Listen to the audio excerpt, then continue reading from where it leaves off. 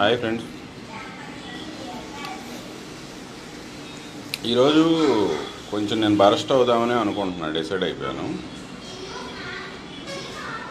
ఈ డాక్టర్లకి డైరెక్ట్ నాది straight challenge. అసలు ఏం చేస్తున్నారు మీరు? ఏం చేస్తున్నారు మీకన్నా అర్థం అవుతుందా? చదువుకుంటున్నారా? మీరు పవిత్ర గ్రంథాలుగా భావించే మెట్రిక్స్లు, ల్యాన్సెట్లు, నేచర్లు, సెల్.comలు ఇట్లాంటి ఇంటర్నేషనల్ జర్నల్ కనీసం ఏమన్నా ఫాలో అవుతున్నారా లేదా? ఇప్పుడు మీరు చేస్తున్న ట్రీట్మెంట్ ప్రోటోకాల్ ఏంటి? మీ ట్రీట్మెంట్ ఇనిషియల్ మైల్డ్లో రిప్లికేషన్ ఆపటానికి ఏమి ఇస్తున్నారు మీరు రిప్లికేషన్ ఆపటానికి ఇంటికాడ ఉన్న పేషెంట్కి ఏం ప్రిస్క్రిప్షన్ అడ్వైజ్ చేస్తున్నారు?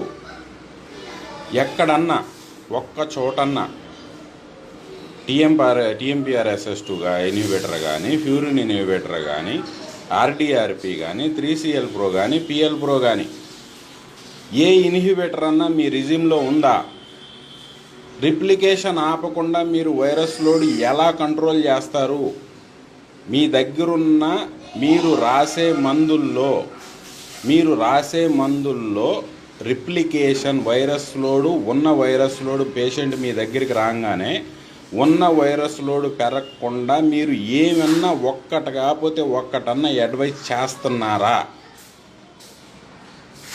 What the bloody shit going?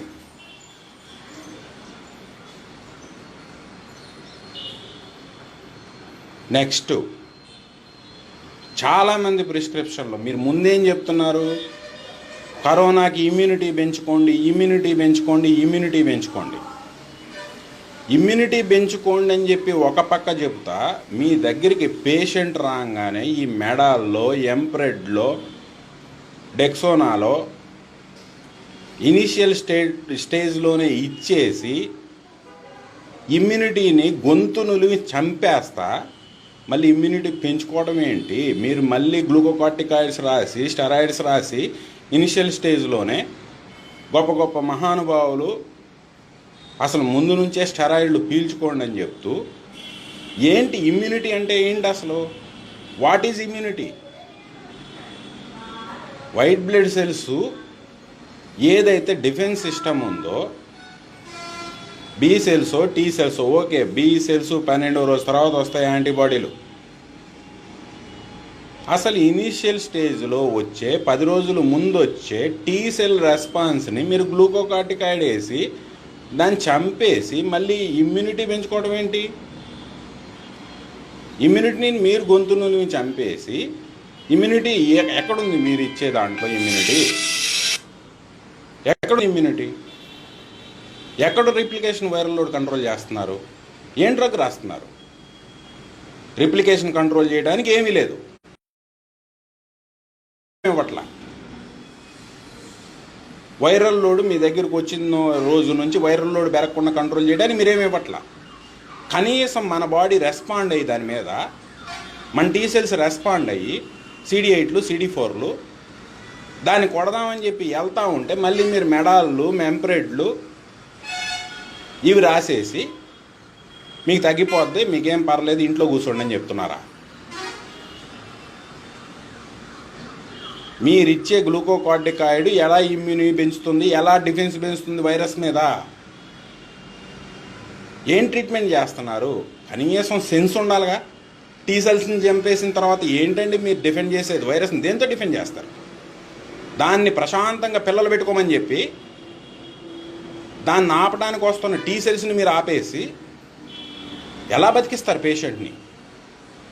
Virus load పెరిగిపోయిన తర్వాత, వాడికి ఆక్సిజన్ ప్రాబ్లం వచ్చిన తర్వాత హాస్పిటల్కి రప్పించుకొని నెక్స్ట్ మీరు చేసే పెద్ద జంతర్ మంతరం ఏంటి? అప్పుడు ఇస్తారా వైరస్ లోడ్ తగ్గడానికి రెమ్డెసివిర్? వాడికి ఫుల్గా వైరస్ బాడీ అంతా మల్టిపుల్ ఆర్గాన్స్కి పట్టేసి బాడీ అంతా మొత్తం వైరస్ లోడ్తో ఫుల్గా నిండిపోయి మీ కోరాడ్ వాల్యూలు 5కి వెళ్ళిపోయి మీ HRCT వాల్యూలు 20 దాటిపోయి మీ ఆర్టీపీసీ సిటీఆర్లు 10కి పడిపోయి అప్పుడు ఇస్తారా రెమ్డెసివిర్? రెమ్డెసివిర్ ఏం చేస్తుందో ఒక్కడికన్నా తెలుసా? రెమ్డెసివిర్ పొడిసే ఒక్కడికన్నా, ఒక్క డాక్టర్ కన్నా రెమ్డెసివిర్ పొడిసే ఒక్క డాక్టర్ కన్నా రెమ్డెసివిర్ ఎలా పనిచేస్తుందో తెలుసా? ఆర్డీఆర్బి ఇన్హిబిటర్ అది రిప్లికేషన్ ఆపుతుంది అని చెప్తున్నారు. రిప్లికేషన్ ఆపేదాన్ని ఇనిషియల్ స్టేజ్లో ఇవ్వకుండా ఆల్రెడీ వైరస్ లోడ్తో వాడి బాడీ అంతా కుళ్ళిపోయి ఉంటే అప్పుడు మీరు దానికి కుటుంబ నియంత్రణ చేసి మీరు ఆ కరోనా నుంచి పేషెంట్లు బయటపడేస్తారా? ఠాగూర్ సినిమా చూపిస్తున్నారు జనాలకి. ఠాగూర్ సినిమా 30,000 వైలు, 6 డోసులు, 6 1,80,000 ఈరోజు. వెళ్ళండి రెమ్డెసివిర్ తెచ్చుకోండి. రెమ్డెసివిర్ తెచ్చుకుంటే మీరు బయటపడిపోతారు. ఎలా బయటపడిపోతారయ్యా? ఒక్కడు, నా ఓపెన్ ఛాలెంజ్, ఒక్కడు వచ్చి నాకు చెప్పండి దాని మెకానిజం ఎక్స్ప్లెయిన్ చేసి. చదువుకున్నారా? ఒక్కడన్నా చదువుకున్నారా? డాక్టర్లు చదివారా మీరు? ఎంబీబీఎస్లు, పీజీలు, ఎంఎస్లు, ఎఫ్ఆర్సిఎస్లు. మీరు మొత్తం జర్నల్ చదవకపోతే సావలేకపోయారు. అట్లీస్ట్ వీకీలో ఉంటుంది దాని గురించి. RDRP inhibitor, RNA dependent reverse polymerase chain reaction ఆపుతుంది అది. ఆర్డీఆర్పిని ఇన్హిబిట్ చేస్తుంది అది. దాంతో రిప్లికేషన్ ఆపుతుంది. రిప్లికేషన్ ఆపేదాన్ని వైరల్ లోడ్ పెరిగిన తర్వాత పాత వైరస్ ఎలా క్లియర్ చేస్తుంది? యాంటీవైరల్ అది. పెరిగిన వైరల్ లోడ్ క్లియర్ చేయడానికి మీ దగ్గర ఏమన్నా ఒక్క వెపన్ అన్నా ఉందా మీ దగ్గర? మరి ఎందుకు జనాలకు ఠాగూర్ సినిమాలు చూపించి లక్షలు రోజుకి 1,10,000, 1,50,000 బెడ్ ఛార్జెస్ దోచుకుంటున్నారు? 1,80,000 రెమ్డెసివిర్. మళ్ళీ ఒక్కడన్నా ఓపెన్ ఛాలెంజ్ ఇస్తున్నా.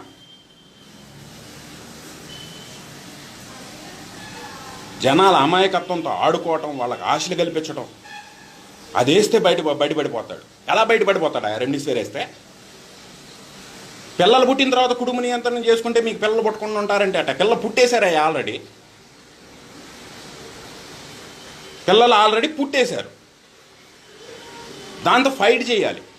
నెక్స్ట్ స్టేజ్ ఫైట్ చేయాలి. ఫైట్ చేయాల్సింది పోయి ఎప్పుడో పోయిన సంవత్సరం IL-6 సైటోకైన్ స్ట్రామ్లు వచ్చాయని చెప్పి IL-6 ఆపడానికి మీకు దొరికిన దిక్కుమాలండి డెక్సామెథాసోన్, మెథైల్పైరిడ్, గ్లూకోకార్టికాయిడ్లు పట్టుకొని IL-6ను ఒక్కటి ఆపడంతో కాకుండా మొత్తం టీ సెల్స్ కిల్ చేసి బి సెల్లు యాంటీబాడీ ప్రొడక్షన్ చేయకుండా ఇన్హిబిట్ చేసి యాంటీబాడీలు రాకుండా చదువుకోండి. బుద్ధున్నోడు ఎవడైనా, తలకాయ ఉన్నోడు ఎవడైనా, మీరు ఎంబీబీఎస్లు చదివారు కదా, పీజీలు చదివారు కదా, వెళ్ళండి ల్యాన్సెట్కి వెళ్ళండి, మెడ్రిక్స్కి వెళ్ళండి, చదువుకోండి. ఓపెన్ చేయండి గ్లూకోకార్టికాయిడ్ అని సెర్చ్ వాళ్ళు కొట్టండి, లక్షల పేపర్లు వస్తాయి. చదువుకోండి. బి సెల్ యాంటీబాడీ ప్రొడక్షన్ ఆపుతుంది గ్లూకోకార్టికాయిడ్. టీ సెల్ మొత్తానికి కిల్ చేస్తుంది. అది IL-6 ఒక్కటి ఆపుతుందేమో. ఇంకొకటి చూసుకోండి, ద మోస్ట్ డెత్స్ జరిగింది ప్రతి వాళ్ళ దాంట్లో లంగ్ మీద న్యూట్రోఫిల్స్ కుప్పల్లా పెరిగిపోయి ఉన్నాయి. IL-6 కాదు. Please come out of IL-6 theory, cytokine storm. Next వచ్చిన పేపర్లు హల్రూనిక్ యాసిడ్ పేరుకుపోతుందని చెప్పి కొన్ని స్టడీలు ఉన్నాయి.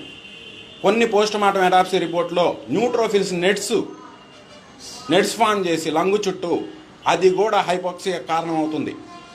కానీ మీరు డెక్సామెథాసోన్, మెథైల్పైరిడ్లు ఇచ్చేసి CD4లు, CD8లు చంపేసి యాంటీబాడీలు రాకుండా ఆపేసి న్యూట్రోఫిల్స్ని స్పైక్ చేస్తున్నారా? మీరు కొట్టిన ప్రతి స్టెరాయిడ్ కొట్టిన తర్వాత CBP తీయండి, న్యూట్రోఫిల్స్ లెగిసిపోతాయి. న్యూట్రోఫిల్స్ ఎక్కడికో లెగిసిపోతాయి. 70, 75, 80, 85 అది పెరుగుతూ ఉంటే వాళ్ళకి హైపాక్సియా పెరుగుతూ ఉంటుంది, గాలి ఆడదు. మీ IL-6 ఆగిపోయింది. IL-6 ఆగిపోయి అయ్యా నన్ను ఆపేశారు, ఈసారి మీరు వెళ్ళండిరా అని చెప్పి న్యూట్రోఫిల్స్ని పంపిస్తుంది. న్యూట్రోఫిల్స్ ఇన్ఫ్లేట్ అయిపోయి న్యూట్రోఫిల్స్ క్లాట్స్ ఫామ్ చేస్తున్నాయి, నెట్స్ ఫామ్ చేస్తున్నాయి. దానివల్ల క్లాట్స్ వచ్చి చచ్చిపోతున్నారు. అది వెళ్ళి లంగ్ మీద, ఈ నెట్స్ అని లంగ్ మీద మళ్ళీ ఏర్పడి అది కూడా హైపాక్సియా కారణం అవుతుంది. ఒక వెపన్ ఉందా న్యూట్రోఫిల్స్ ఆపడానికి? మనకి ఒక వెపన్ ఉందా న్యూట్రోఫిల్స్ కంట్రోల్ చేయడానికి? రెండోది, మీరు ఒక్కసారి steroid dose high dose start చేస్తే 2 నెలలు పట్టుద్ది మళ్ళీ దాన్ని డిస్కంటిన్యూ చేయడానికి. 2 నెలలు న్యూట్రోఫిల్స్ పెరుగుతూనే ఉంటాయి. లింపోసైట్స్ చచ్చిపోతూనే ఉంటాయి. CD8లు CD4లు. డిఫెన్స్ని చంపేస్తాం, న్యూట్రోఫిల్స్ని స్పైక్ చేస్తాం. ఒక్కడికన్నా తెలుసా NLR factor most mortality factor NLR అని? చిన్నపిల్లల్ని సేవ్ చేసింది NLR అని ఎవరికన్నా తెలుసా? ఒక్కడికన్నా, ఈ దిక్కుమాల డాక్టర్లకి ఒక్కడికన్నా తెలుసా? చాలా ఫ్రస్ట్రేట్ అయ్యాను నేను. కొట్టు స్టెరాయిడ్ కొట్టు. స్టెరాయిడ్ స్టార్ట్ చేసిన తర్వాత న్యూట్రోఫిల్స్ ఎలా ఆపుతావు నువ్వు? స్టెరాయిడ్ కొట్టిన తర్వాత బాడీలో డెవలప్ అయ్యే గ్రామ్ బ్యాక్టీరియాని ఎలా ఆపుతావు నువ్వు? Gram negative.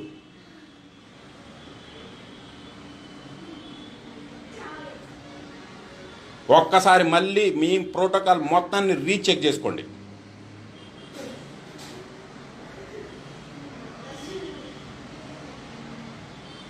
ఒక్కటి మీ రెజ్యూమ్లో ఒక్కటి కూడా పేషెంట్కి హెల్ప్ చేసేది లేదు. మీ అదృష్టం బాగుండి పోయినసారి సైటోకైనోస్ట్రామ్ IL-6 మేజర్ కాంపోజిషన్ మేజర్ ప్రాబ్లమాటిక్గా ఉండింది కాబట్టి IL-6 తగ్గటంతో కొంత సేఫ్ అయ్యారని చెప్పి మీరు ఫీల్ అవుతున్నారు. లింపోలు పడిపోతున్నాయి, చూసుకోండి. మీ CBP రిపోర్ట్లు చూసుకోండి. ఎంతమందిని చంపేస్తారు? హాస్పిటల్కి రానోడే బతుకుతున్నాడు, వచ్చినోడు దోపిడీకి గురవుతున్నాడు. పోనీ మీరు లోపల పెట్టి ఏదో మ్యాజిక్ చేస్తున్నారా అనుకుంటే పిచ్చి జనాలకు తెలియదు కదా. రెమ్డెసివిర్ వచ్చి లేకపోతే ఒక డెక్సామెస్ ఇచ్చి ఆ దేవుడా వీడికి నొకలుంటే ఉంచు లేకపోతే పంపించేయని చెప్తున్నారు. వాడి బాడీలో వాడి జీన్స్లో ఏదన్నా పవర్ ఉండి ఏదన్నా మిరాకిల్ జరిగినోడు మీ దగ్గరికి వస్తే బయటకు వస్తున్నాడు, లేకపోతే రావట్లా. ఇప్పుడు వచ్చిన కొత్త వేరియంట్కి మీరు న్యూట్రోఫిల్స్ కంట్రోల్ చేయలేకపోతే, మీరు లింపోలు చంపేస్తే ఆల్రెడీ CD8 ఎస్కేప్ L452R నుంచి మీరు సేవ్ అవ్వలేరు. మీరు ఏదో కామెడీ అనుకుంటున్నారు, మీరు మిగలరు. ఎందుకంటే మీరు చేసుకునేది ఇదే ట్రీట్మెంట్ కదా, మీకు తెలిసిందే ఈ ట్రీట్మెంట్. మీరు మిగలరు, మీరు ఫ్యామిలీ మిగలరు. అప్డేట్ చేసుకోండి. న్యూట్రోఫిల్స్ మీద స్టడీ చేయండి, నెట్స్ మీద స్టడీ చేయండి. IL-6ను వదిలేయండి. బొక్కలో IL-6 తోసిలిజుమాబ్ వేసి రిసెప్టర్ బ్లాక్ చేయండి. ఎక్కడి నుంచి వస్తుందో చూస్తాను నేను. IL-6 మీ IL-6 డిపెండెంట్ థియరీలు మొత్తం మానేయండి. బ్లడీ IL-6 ఎవడికి 50 మించి రావట్లా, ఎవడికో వస్తున్నాయి 100, 150, 200. Rare case. 5500 కూడా నేను స్టెరాయిడ్ వాడకుండా వదిలేశాను. హ్యాపీగా ఉంది ముంబైలో ఇప్పుడు ఆమె, హ్యాపీగా ఉంది. 5500 IL-6 వితౌట్ స్టెరాయిడ్ నిలబెట్టా. ఓపెన్ ఛాలెంజ్, రండి రిపోర్ట్ చూపిస్తా. Bloody fucking IL-6 theory.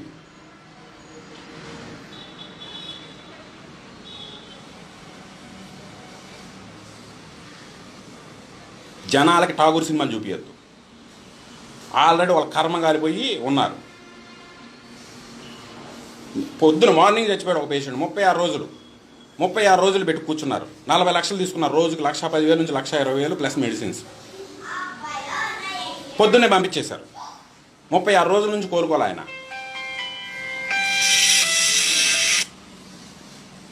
36 రోజుల నుంచి కోలుకోలే. 65 సాచురేషన్లో. అయ్యా సింపుల్గా NSA సిస్టైన్ 9 గ్రాములు డెక్స్ట్రోజ్లో కలిపి కొట్టండి అని చెప్పా. తెల్లారికి 95కి వచ్చింది ఆక్సిజన్.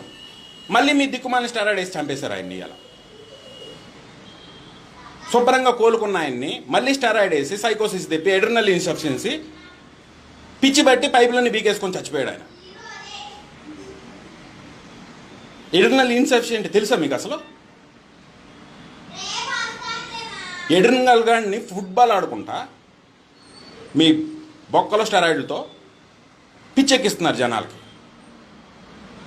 36 ఏళ్ళు లేపలేకపోయారు ఆయన్ని. రోజుకు 1,10,000 నుంచి 1,50,000 తీసుకొని. Simple NSA cystine.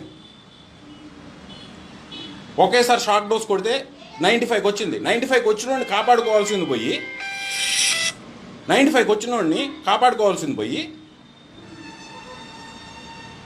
మళ్ళీ మీ స్టెరాయిడ్ ఇచ్చి పిచ్చి పట్టిస్తారు ఆయనకి.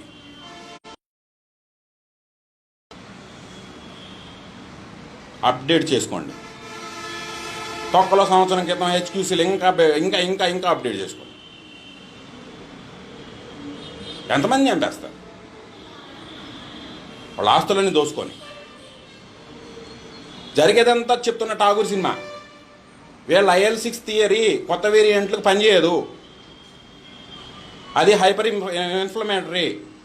పాత D614G L452R హైపర్ ఇన్ఫ్లమేటరీ కాదు, immuno suppressive, T cell escape.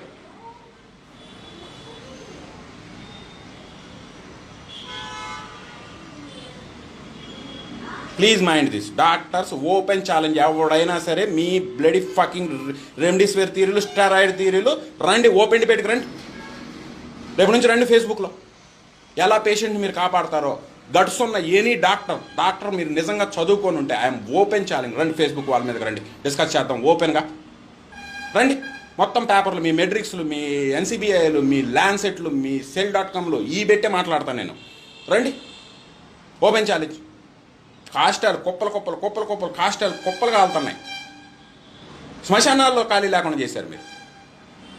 ఒక పొలిటీషియన్కి అడ్వైజ్ చేయడం చేత కాదు, బ్లడ్ బ్యూరోక్రసీ. అరే రాబోయే విపత్తు ఇలా ఉంటుందరా అని చెప్పి ఎక్స్ప్లెయిన్ చేయడం చేత కాదు మీకు. వాళ్ళంటే నిషానీలు, వాళ్ళకి తెలియదు. ఎక్స్ప్లెయిన్ చేయాల్సిన బాధ్యత. 28 years మీరు పబ్లిక్ సర్వీస్లో ఉంటారు, మీకు ఉంటుంది. వాళ్ళు 5 సంవత్సరాలు ఉంటారు బొక్కలోది, ఓట్లు అయిపోతే నెక్స్ట్ టైం వెళ్ళిపోతారు. 28 years వీళ్ళు కడుతున్న పనులు తిని బతుకుతున్నారు మీరు. అడ్వైజ్ చేయండి. మీ మాట వినకపోతే మీ రెస్పాన్సిబిలిటీ కంప్లీట్ చేసి, మీ మాట వినకపోతే తర్వాత వాళ్ళ కర్మ. అడ్వైజ్ చేయండి. ఏం చేస్తున్నారు ICMRలో? హెచ్క్యూసీలు రాస్తా కూర్చున్నారు. ఇంకా కొత్తగా 1 year అయిపోయిన తర్వాత ఏప్రిల్ రెజ్యూమ్లో హెచ్క్యూసీలు రాస్తా కూర్చున్నారు. ICMR బ్లడ్ సైన్సెస్ ఒక్కొక్కడు PhDలు, డబుల్ PhDలు, ట్రిపుల్ PhDలు ICMRలో. ఎందుకు? దిక్కుమాలిన పేపర్లన్నీ పబ్లిష్ చేయడానిక? బుద్ధి జ్ఞానం లేదా ఇంకా హెచ్క్యూసీ కంటిన్యూ చేయడానికి మీ రెజ్యూమ్లో? సెకండ్ వీక్లో రెమ్డెసివిర్ ఇమ్మని చెప్పి అడ్వైజ్ చేస్తావా?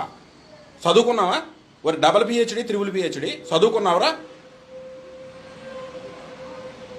రిప్లికేషన్ ఆపేది వైరల్ లోడ్ పెరిగిన తర్వాత క్రిటికల్ పేషెంట్కి రెమ్డెసివిర్ ఇస్తే ఎట్లా పని చేస్తుందిరా?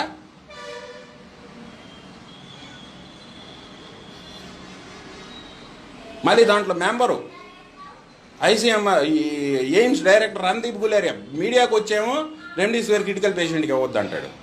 మీ గవర్నమెంట్ ఫకింగ్ గైడ్లైన్స్లోనేమో రెమ్డెసివిర్ క్రిటికల్ పేషెంట్కి తప్ప ఇవ్వద్దు అంటారు. పనిచేసేవాడికేమో ఇవ్వద్దని చెప్తారు, పని చేయదన్నోడికేమో ఖచ్చితంగా వాడికే ఇవ్వండి అని చెప్తారు.